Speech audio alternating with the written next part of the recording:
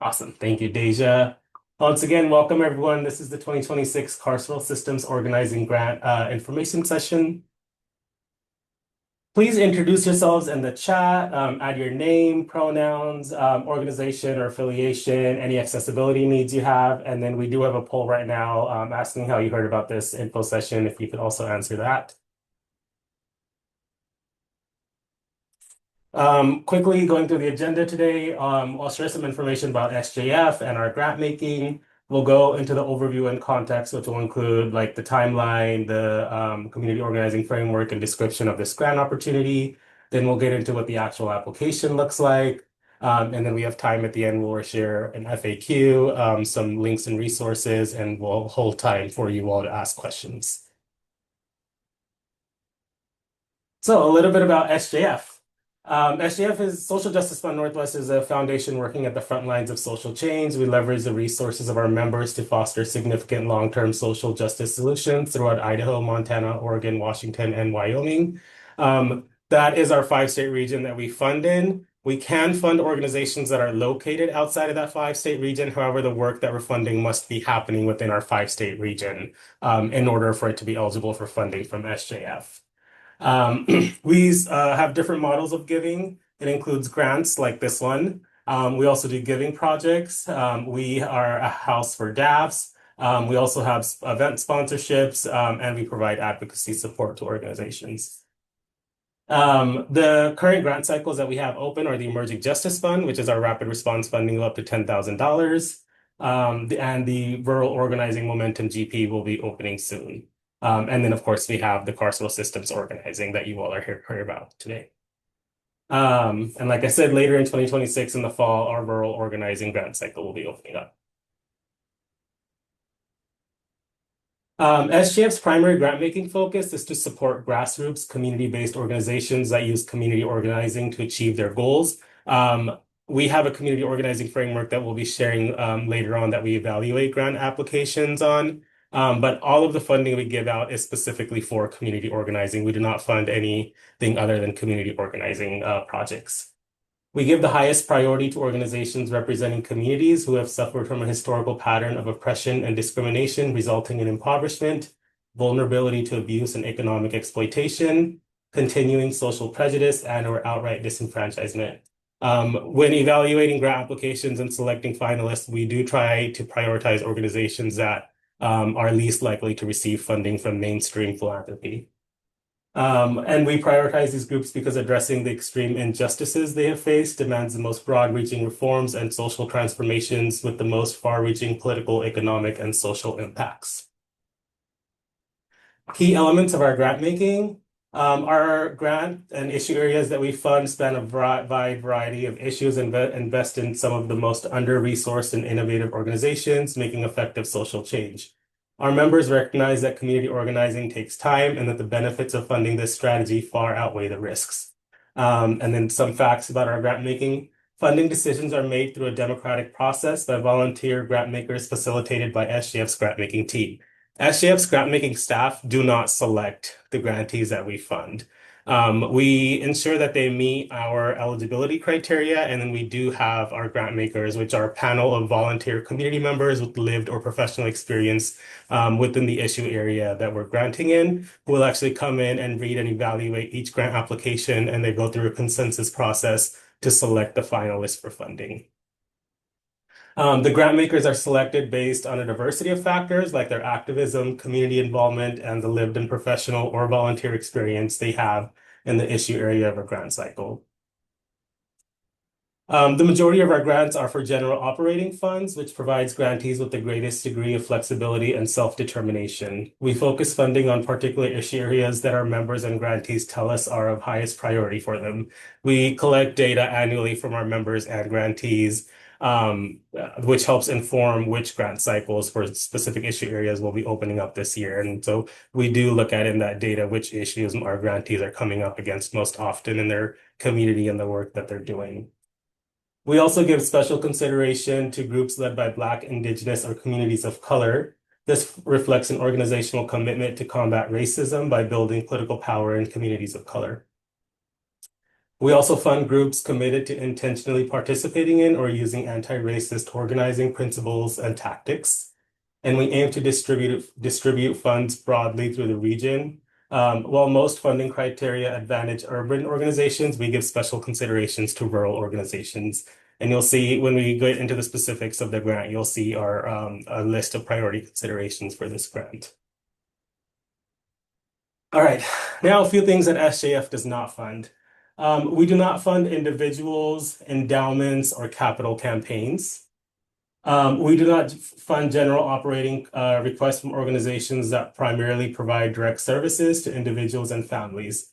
Direct service organizations can apply for project-specific funds for projects that fit our definition of community organizing. I'll get to that definition in a minute, but we will not fund any direct service or social service organization if that project is not connected to some sort of community organizing project. And so your direct service can be a way that you're bringing people in, but the work that we want to be funding is the community organizing work. We also do not fund publications, reports, workshops, classes, conferences, media events, arts, theater productions, research, or litigation efforts unless they are part of an ongoing community organizing effort. Again, we do consider all of those things to be a direct service. So unless they're a part of your community organizing work, we will not fund them. We do not fund environmental work unless it is aimed at achieving social justice goals, like environmental justice. For example, SJF generally does not fund recycling or resource conservation projects, but we do fund community organizing projects addressing environmental threats that disproportionately harm communities of color or low-income communities. And then last but not least, we do not fund projects sponsored by government organizations. For example, if a public school district would apply for funding from SJF, we actually would not fund them. They would not meet our eligibility. However, we would fund an organization that is a community organization, either fiscally sponsored by a C3 or a C3 or C4 organization that is partnering with the school district for their work. But we would not fund the school district directly. I'm going to pause there to see if anyone has any questions. Feel free to put them in the chat or just unmute and ask your question.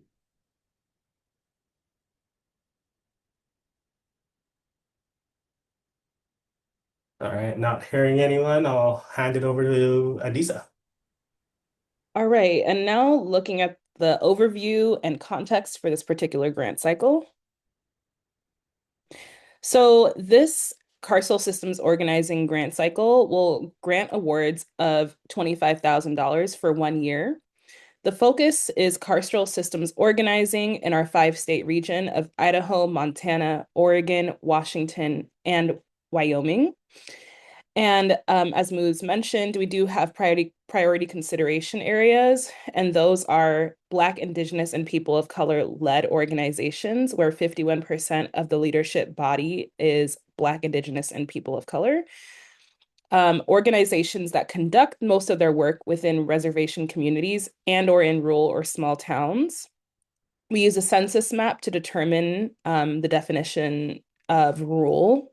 And organizations with budgets of $500,000 or less are also given priority consideration.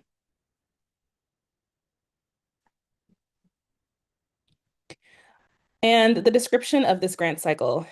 The 2026 Carceral Systems Organizing Grant seeks to support organizations working to eradicate carceral systems, creative alternative justice solutions, or pursue system reform by addressing systemic criminalization that disproportionately targets Black, Indigenous, and people of color, BIPOC communities, and low-income and poor communities across our 5-state region.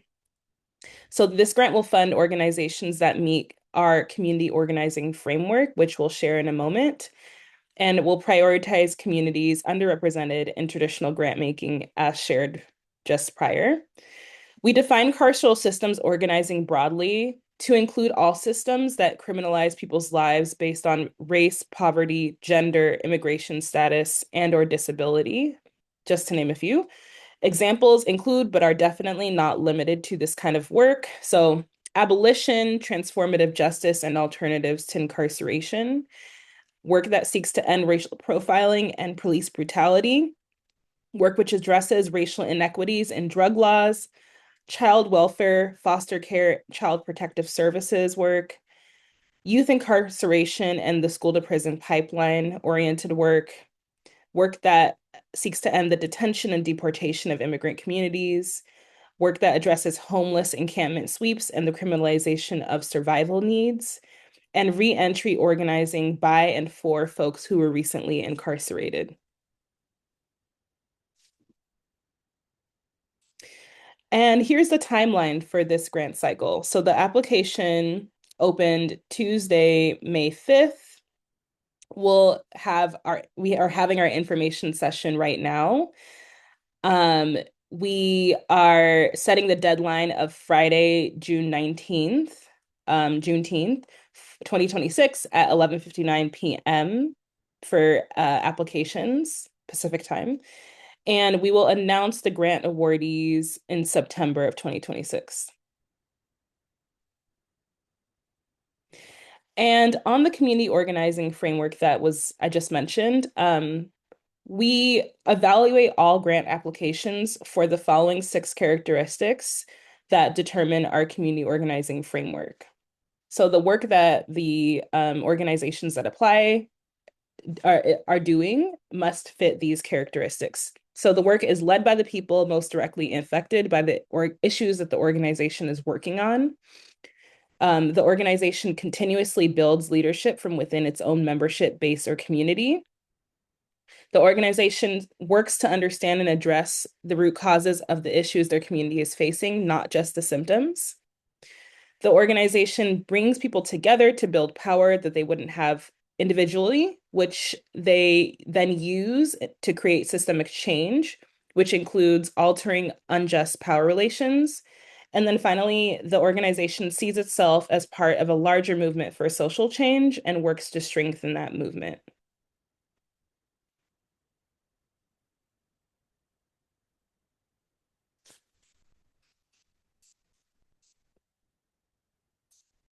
All right. I'm assuming if there are no questions, we'll move on to the next section.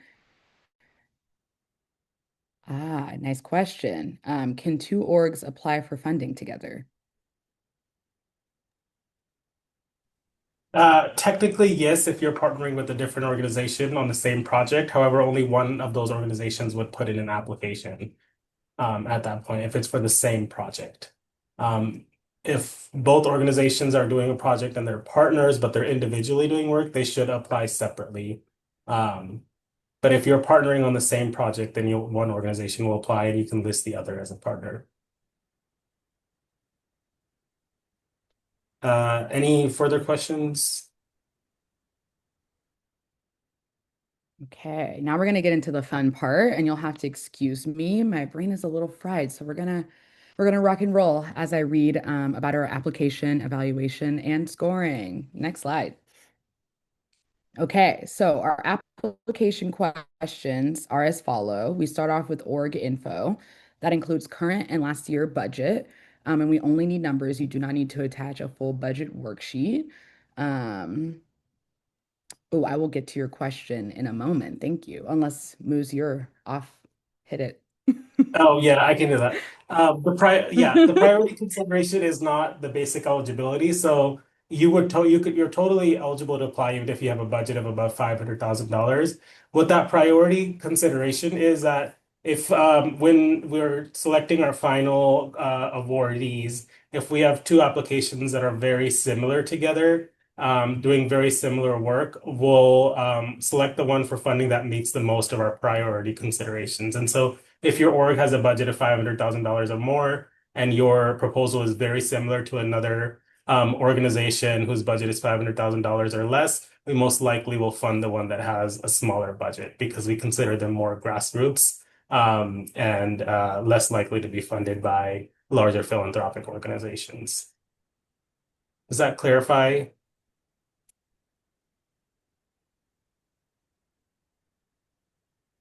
Okay, I'll hand it back to Deja. Thank you. Ooh, wow, so many questions. Oh my God. I'm not going to go down the Okay, cool. list, Deja. Yeah, go ahead. We don't have an exact number of awards. We are committed to making at least 10 awards for this grant cycle. It could be more, but right now we're committed to 10.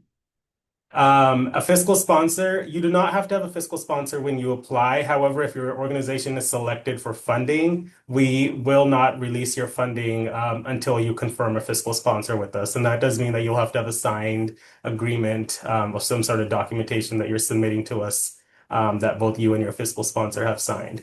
If you are awarded funding and you're looking for a fiscal sponsor, we will hold on to your funding for up to 1 year to allow you time to find and confirm a fiscal sponsor. And after 1 year, we cannot confirm that we'll still hold on to your funding.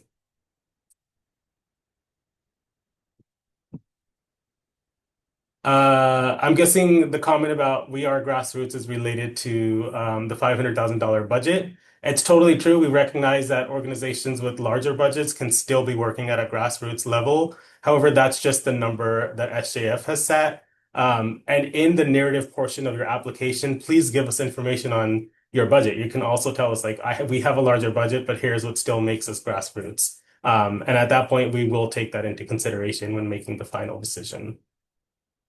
Sorry, this is a longer question, so give me a minute to read this.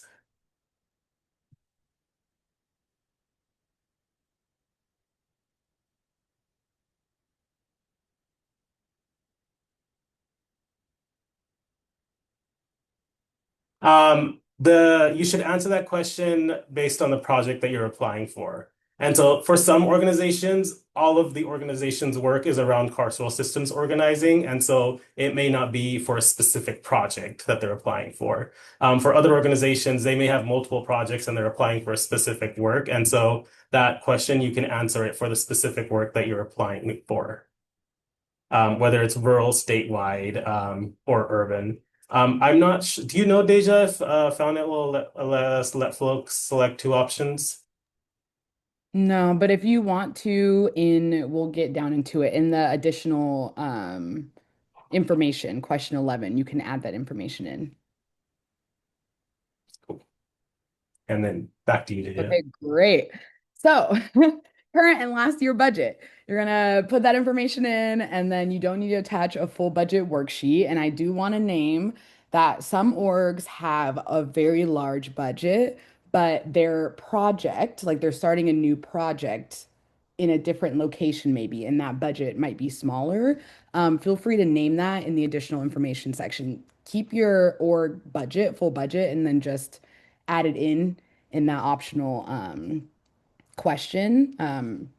Yeah, so that we know. You're going to do your mission statement, summarize the grant request, and then region type. As we just kind of went over, you'll click on what type of region is the majority of your community organizing work located in, rural, statewide, urban. If majority of that work is in dual locations, again, add that in the additional information. Question 11. Then you'll move on to your organizational tax status. So you'll select 501(c)(3), 501(c)(4), or fiscally sponsored, and then status not yet finalized. And that does not penalize you from the application process. And then next up, you'll include your first attachment, which is the fiscal letter, and we'll go through what that looks like shortly. Next slide. Next up, fiscal sponsorship follow-up. That's where you'll include the organization, who to contact, who is the fiscal sponsor. I don't know if that made sense, so apologies. Okay, great. And then we'll move into the organization authorized signer, and then external communications, and that is us asking if you authorize SJF to use your information in our external comms. That includes annual reports, social media, newsletter, public presentations, and then if you consent to be added into our email list. Next slide. All right, so our first attachment is the fiscal letter. This is an example on the left-hand side. So you will upload a letter confirming your org status. That's where we'll get your 501(c)(3), C4, or fiscal sponsor agreement letter. If your org is a C4, the grant funds from SJF cannot be used for lobbying or endorsing an elected official. And then orgs without a fiscal sponsor can apply for funding, and then you must be in the process of securing that fiscal sponsor. And then grant funds, as Moose said, will not be distributed until SJF receives that signed fiscal sponsor agreement, and will hold your funds for upwards of a year. Any questions about the first attachment so far? If you have any issues uploading that attachment, please feel free to email us. We'll put it in on our end, but we do want it. Next slide. All right, so I'm going to begin our application questions, then we move into our narrative. So all of our application questions kind of follow our community organizing framework that Adiza went over earlier. So question one, to provide some context to your current work, please briefly give an overview of your organization's history and significant milestones, accomplishments, developments that are key to understanding the work. Character limit includes spaces. That's such a good question. Yes? I see. Yes. Question two, please tell us what carceral or criminal justice issues your organizing addresses. Three, please tell us who in your membership base or community are most directly impacted by the issues you address. How does your organization cultivate leadership from within your membership base or community? And then you'll include your diversity chart attachment, and we will definitely get into that very soon. Question four, how does your work understand and address the root causes of the issues and not just the symptoms impacting your community? Five, please outline how your organization brings people together to build power for collective action. Six, please describe one example of a systemic change made possible through your collective efforts and the impact of that accomplishment. Next slide. And both of these narrative questions have the 2,000 character limit per prompt. If you need more info, if you need to write more, you put it in the additional information. Question seven, how does your organization contextualize itself as part of a larger movement for social change? And how does your work strengthen that movement? Eight, how does your organization or project combat racism and white supremacy? Nine, please share at least one coalition, collaboration, or network you partner with to achieve social change, including your role and the purpose of the collaborations. If your collaborations crosses constituency lines, how will this help build a broad, unified, and effective progressive movement? 10, should you receive this grant, what are your short-term and long-term goals and strategies for using this fund? How will you assess whether you've met your goals and the impact of your strategies? And then question 11, the infamous optional. This is additional information. Is there anything else you would like the grant community to know about your organization or the work that you hold? Okay, another question. If our organization runs on a June, July fiscal year, should we include our, oh, wow, fiscal year? You would include, we have two lines in there. We ask for current and previous. And so you would include your current fiscal year's budget and then your past fiscal year budget.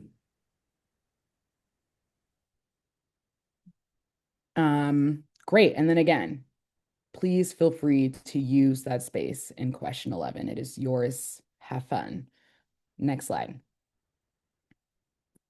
All right, so our next attachment is the diversity chart. Okay, let me see if I can add that link into the chat.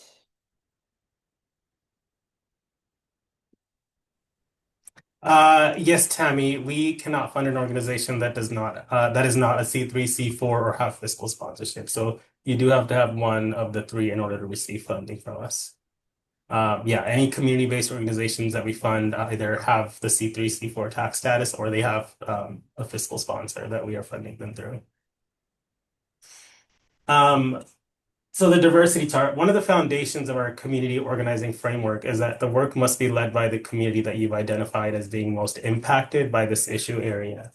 And so we have this diversity chart basically, which shows us, yeah, Jeremy, we will send this out afterwards. So the diversity chart basically tells us that yes, your organization, 51% or more, is led by the folks that are most impacted. And so we have a couple different things here that we need you to fill out on the diversity chart. Number one is the total number of the governing body and staff of your organization. The governing body can be the board of directors. It can be whatever sort of leadership advisory committee or leadership body that is basically running your organization. And then the staff are the employees or the volunteers that are running the programming and operations of the organization. And we know that sometimes many organizations, especially smaller grassroots organizations, it could be a gray area, especially if you're fiscally sponsored. You may not have a formal board of directors. maybe the governing body are and the staff are the same people, that's totally fine. Just try and fit in the numbers where it best fits. If your governing body are also the staff, then you only need to fill in the governing body part. And please just in the additional information question, just let us know that the governing body also act as staff for the organization and do all the programmatic work so that we know that that's why the staff portion was left empty.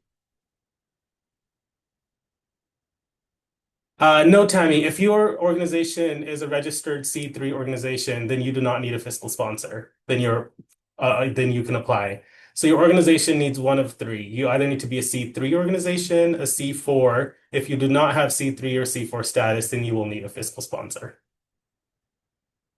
And then the next part is the race and ethnicity breakdown. We need you to give us numbers for the race and ethnicity breakdown of the governing body and staff. And this is again, if you've identified that your organization is Black-led, we will be looking to make sure that 51% or more of those numbers are Black-led folks that are serving on your governing body and staff. The section 4 is the write-in section. And so if you've told us that your community that's most impacted by your work is the trans community, let's just say, we will ask you to we are looking for you to write in trans in this demographic and give us numbers for your governing body and staff, the number of folks that are trans. Same for if the community you say is most impacted are formerly incarcerated folks. We will look that you've given us numbers for the formerly incarcerated folks that are in leadership positions, both in the governing body and staff in your organization. And then we do the calculation with the total number to ensure that it's 51% or more. I will say this is probably the most confusing part of our application and the part that folks get wrong the most. So if you are at any point need more clarification or help filling this out, please reach out to SJF staff. We're happy to jump on a phone call, a Zoom call, meet you in person if possible, if you're local to us, to help clarify this and even help fill it out. If you want to give any context, please give that context. And again, question 11, the additional information question. And I know this is one of the most confusing parts of our application, so I'm going to pause here to see if folks have any questions or points of clarification. Staff, do you all have anything to add about the diversity chart? Go for it. Yeah. I will add in the diversity chart the intention behind it.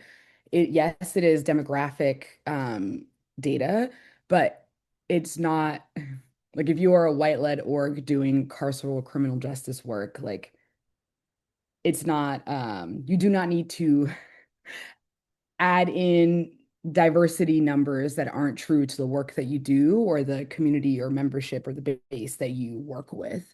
It is for us to see that you are led by. And so that's like an example. If you're a white led org, you can be led by whatever the justice issue or whoever your demographic or base is. You do not need to like fabricate or add in diversity numbers. Also, we will not share any of your demographic information publicly. We do keep all of this internal. However, if your organization does have a security concern and you're not willing to share this information, please just fill in unknown or decline to state. And then we probably will have some follow-up questions for you over a phone call or email where we ask some questions. Or you can, if you're declining to give us this information, please also give us the reason why. In the, again, number 11 infamous additional information question.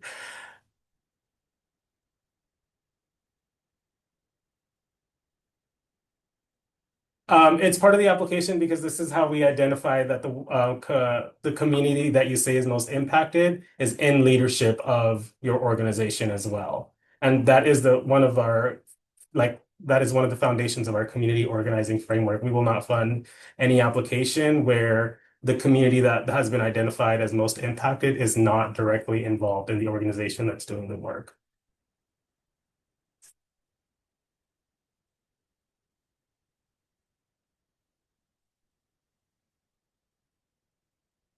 Cool. I'm gonna go to the next slide. Please. Okay, great. So this is our logging into Fountain. Woo! I'm gonna put the link in the chat.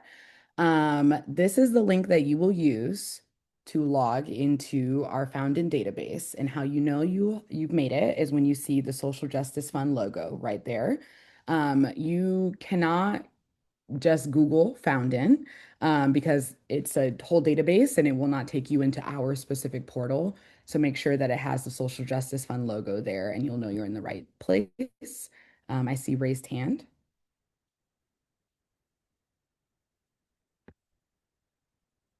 Sorry, I couldn't find the icon for a raised hand.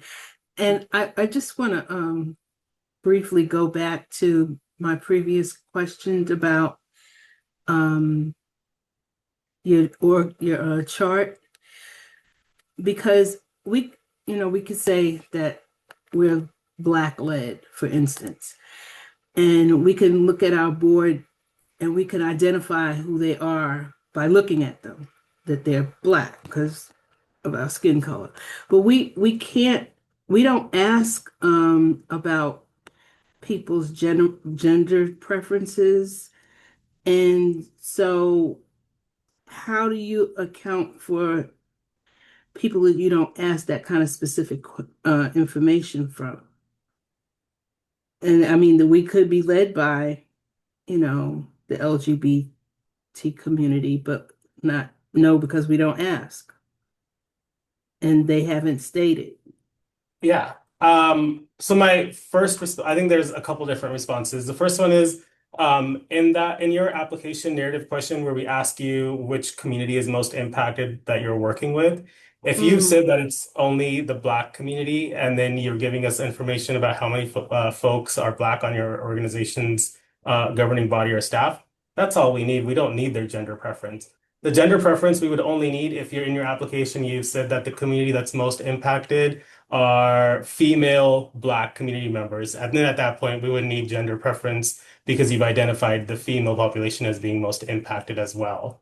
And so that's when we would need you to write in the gender preference. Again, if you don't collect that information, you could also just say decline to state. And then in the additional information part, you could say that we don't collect gender information from our members. And then give us any context that you need to give us to basically let us know that, yes, we are led by the community that we've identified as being most impacted. And there's no penalty for that.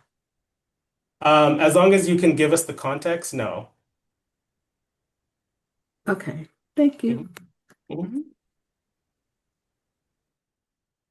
Mhm. So some things about Foundant. Um, you can create an account, and let's say you are fiscally sponsored and the EIN of your fiscal sponsor already has an account.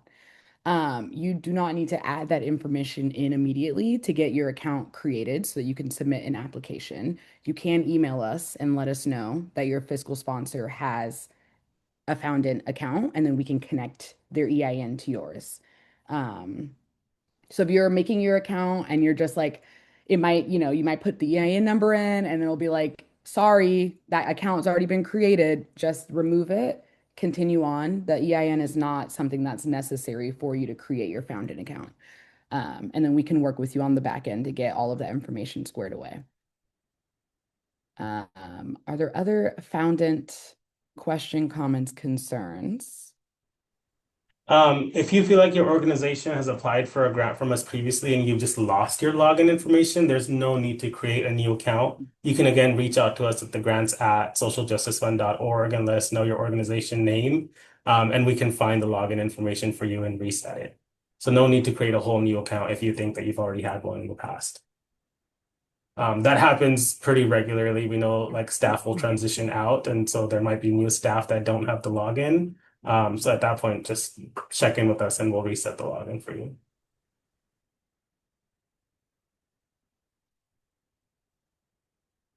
Awesome. Okay, so this is an example of our decision-making process.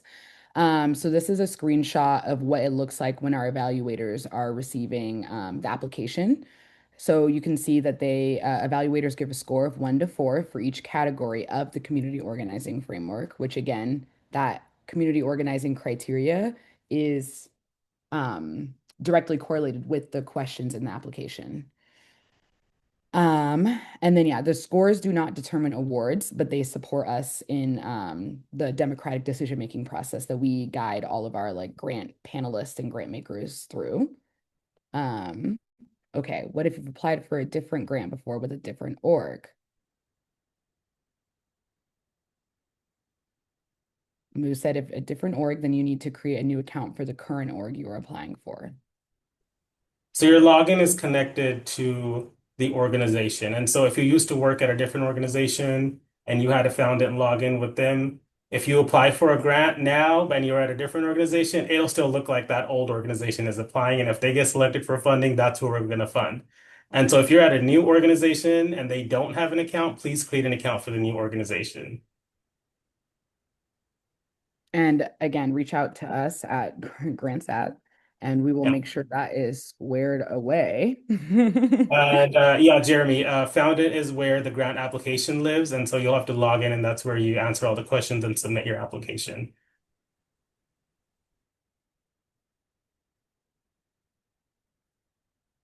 Okay. I'm going to move on to the next slide, which is our frequently asked questions, helpful links, and then a space for questions in general. Moose, take us away. Some of these questions, you all already asked some versions of them, but we'll go through them again. Can an organization be awarded the Carceral Systems Organizing Grant, an Emerging Justice Fund grant, and a seed grant in the same year? The answer is yes. You can apply for multiple grants and receive multiple SJF grants in the same year. The only exception is the seed grant. The seed grant is only for first-time applicants that have never received funding from SJF before. And so if you apply for an Emerging Justice Fund grant or a Carceral Systems grant this year and you receive that funding, that makes you ineligible for any future seed grant funding. However, you could have put in, our seed grant was open earlier this year. You could have put in an application and may get selected for funding and still get Carceral Systems organizing funding because you'll get the seed funding before Carceral Systems. But any other grant at SJF, you can receive them. You can receive multiple grants a year except for the seed. And then I'll pass it to Adiza. All right. Next question is, what is the difference between priority consideration and eligibility?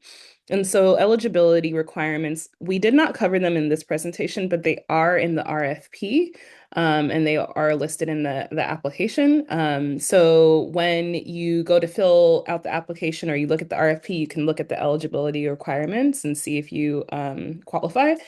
Priority consideration areas are the three that we named earlier. So rural orgs, or orgs located in reservation communities, orgs with budgets of $500,000 and below, and BIPOC-led organizations. And so those priority consideration areas are not required for folks in order to be eligible for our grant cycles. They are just an additional priority consideration that we take into account, as Moose shared when doing deliberation with our grant panelists. Okay, Deja? thank you. Sorry, I'm just going to include a quick little, just put it in there. It's in our RFP on Founded, but I wanted to give that to you in case anyone was curious now. Next question. If my tax status is pending, I'm looking for a fiscal sponsor or in the process of switching from fiscal sponsorship to 501c3 C4 status, will that impact my chances of being awarded? No, it won't. Let us know. Let us know once you have transitioned from fiscal sponsorship over to 501c3 C4. We'll update that information for you. Let us know if you are in the process of switching. And then we will, you'll probably talk to Moose, and Moose will walk you through what that process looks like of holding funding. And then if you are looking for a fiscal sponsor as well and you've been awarded, let us know. And or in the application, you'll say that you are in the process of looking for a fiscal sponsor, and then we will have that information on the back end. Does our future budget have to show how we will spend the entire $25,000? I believe the answer is no, right, Moose? And actually, oh, you're answering in the chat. Great. Yeah, sorry, I was trying to type as quickly as I could.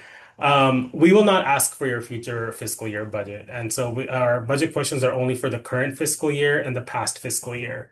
What we do ask in question 12, sorry, no, question 10, right before the additional information question, is how you plan are your short-term and long-term goals and strategies for this funding. So that's where you can share that information, but you don't need to give us a whole budget. The funding is unrestricted. So it can't be spent on direct lobbying or endorsing an elected official, but other than that, it's unrestricted. So you can spend it on staffing, supplies, your organization's operational cost, whatever it is that helps you meet the goals of your project. I think the other thing that I'll add is you are not required to submit your budget line items, just the total amounts of your current and prior year budget, if that helps to clarify.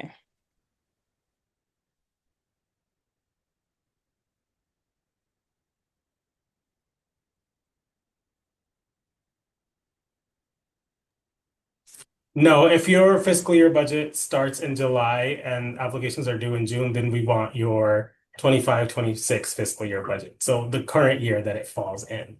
I know it's getting towards the end, but still.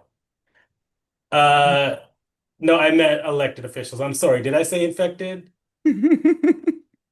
Some of them might be, I don't know, but no, I meant to say elected.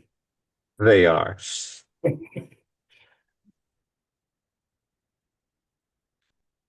I think Moving I'm, to, is it back to yeah, me? Okay. yeah. All right. Next question is, my organization doesn't have staff and is run by volunteers. How do I fill out that diversity chart?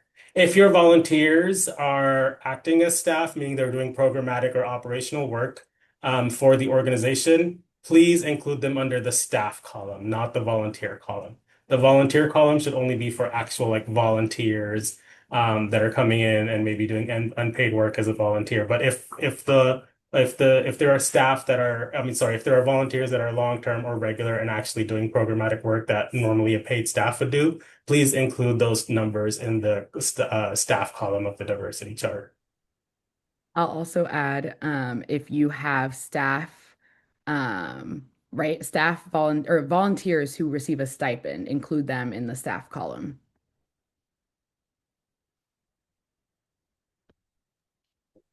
Next question is, if I'm denied a grant from Social Justice Fund Northwest, does that impact my ability to apply to a different grant from you all? No, it does not. Please apply again. And if you are denied for a particular grant cycle, we will actually offer you the opportunity to receive feedback, either written or in a feedback meeting with one of us from the grant making department. And please use that information shared in the feedback meeting or via email to incorporate it in your next grant application. Okay, Tammy, let's see. Our budget reflects programs that have ended due to grants that ended, so it exceeds $500,000. Again, the budget is just a priority consideration. It's not an eligibility. You are more than welcome to apply if you have a budget higher than $500,000. That consideration comes in solely when it is decision-making time with our committee. If we have Yeah, any and more then that context of your budget, please give that context in the additional Mhm. information question. And then, yeah, like Adiza said to Pamela, no, it does not affect the amount that you're eligible for. These grants are for $25,000. That amount will not change. It's not like some organizations will receive 20 or 15. If you're selected for funding, you'll receive $25,000. Next question. Should we focus on one project for this application or talk about our organization as a whole? Um, if you are an organization that this project, Carceral Criminal Justice Work, is like an offshoot, but your org handles a plethora of different projects. Talk about the project in the application, and then in the like history question, which I think is question one, that's where you can share more about like your org as a whole and all the work you do as a full functioning body. And then if you are an org where your primary work is carceral and or criminal justice work, then I want to recommend one project, but Moose, what do you think? Yeah, at that point, you would talk about your organization, the organization's work as a whole, because that is the work of the organization. It's not a separate project. Jeremy?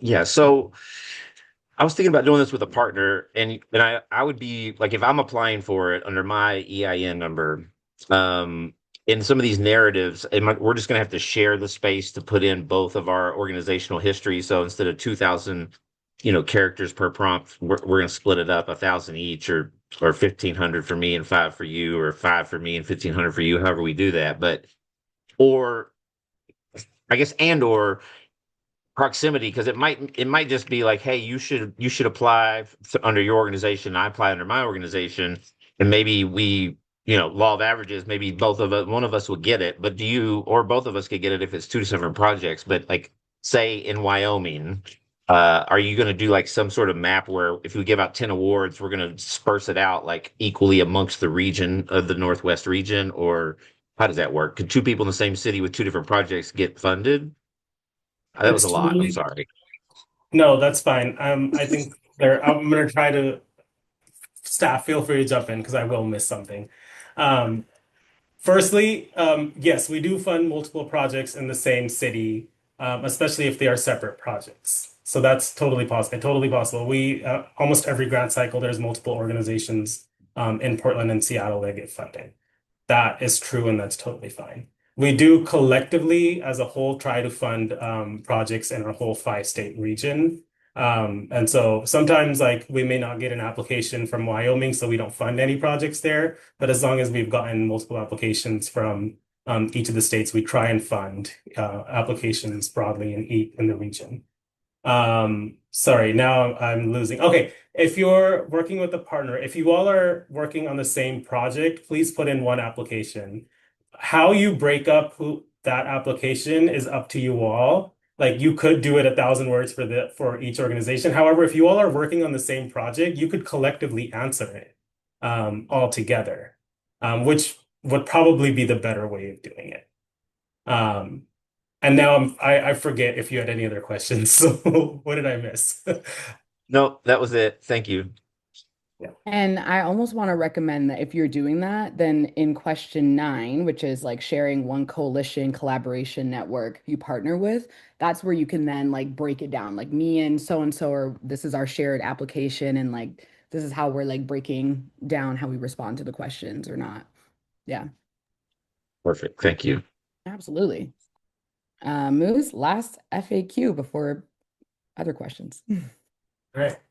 What does SJF look for in applications grantees? This is such a broad question, but our source of truth always is our community organizing framework, which are those 6 community organizing characteristics that Adiza shared earlier in the presentation. That is the basic of what we're looking for. If your organization does not meet those 6 characteristics, I can almost assure you it will not be selected for funding. I shouldn't say I can almost, I can say I assure you it will not get selected for funding. And so when we're looking at is this application meeting the basic eligibility criteria, we literally in your application will look to check off that yes, all 6 of these characteristics are being met. And if all 6 are not, then it will not move forward for funding.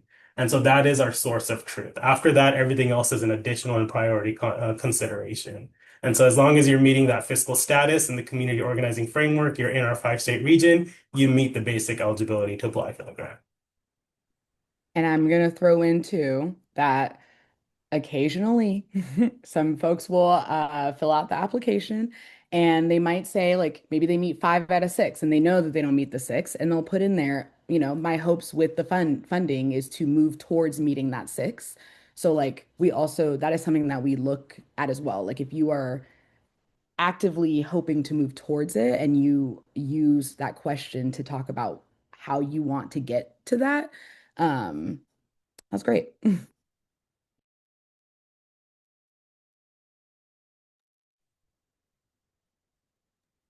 All right, it's back to me. So here are some really helpful links for our grant applications. Again, this presentation and this recording will be shared with you, right? So these links will be clickable at the time of receipt. The first link is just all of our current grant opportunities that are open right now. The second link is the link to Foundant, our grant portal, where you will submit grant applications and reports if you are granted. The third link is the grant information and application page in Foundant, and that's where you can go to begin your application process for our grants.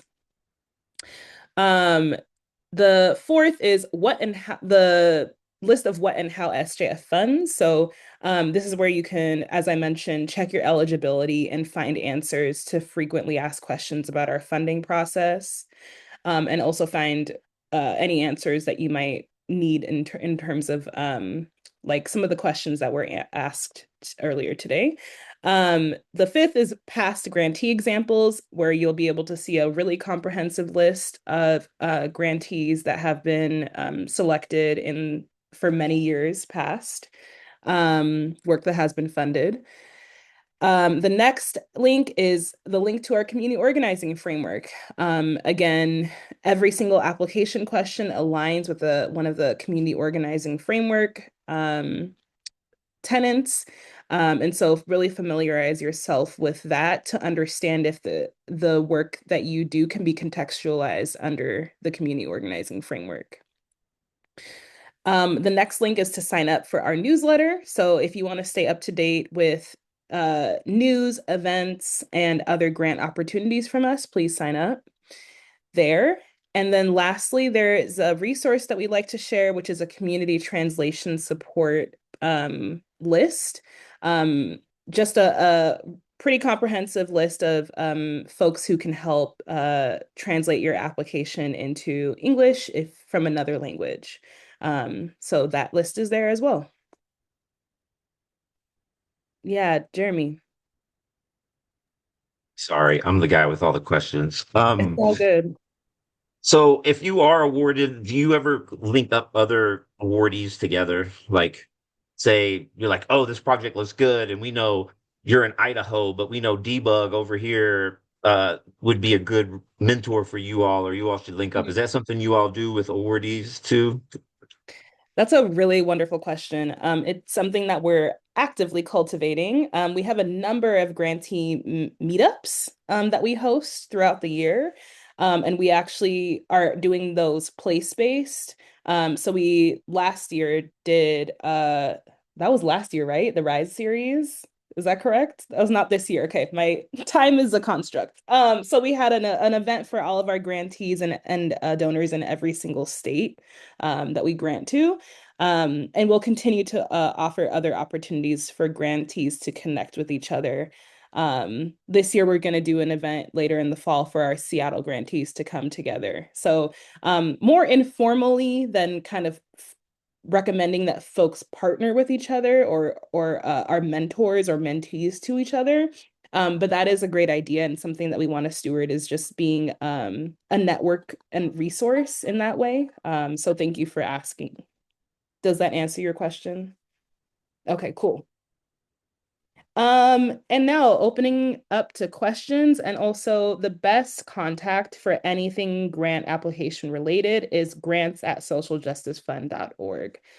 One of the folks from our grant making and impact team will get back to you on that email address. But yeah, any other questions you'll have, please go ahead.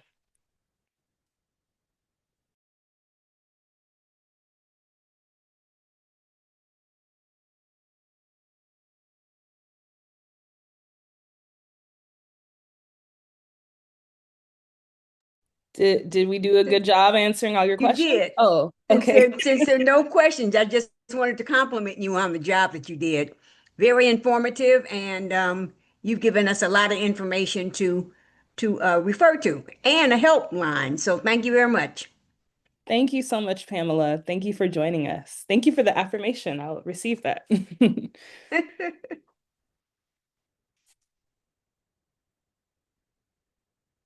All right, folks. Well, we will let you go. You know who to where to contact us if you have any additional questions. And again, we'll send out the recording of this session and also the slides for your reference.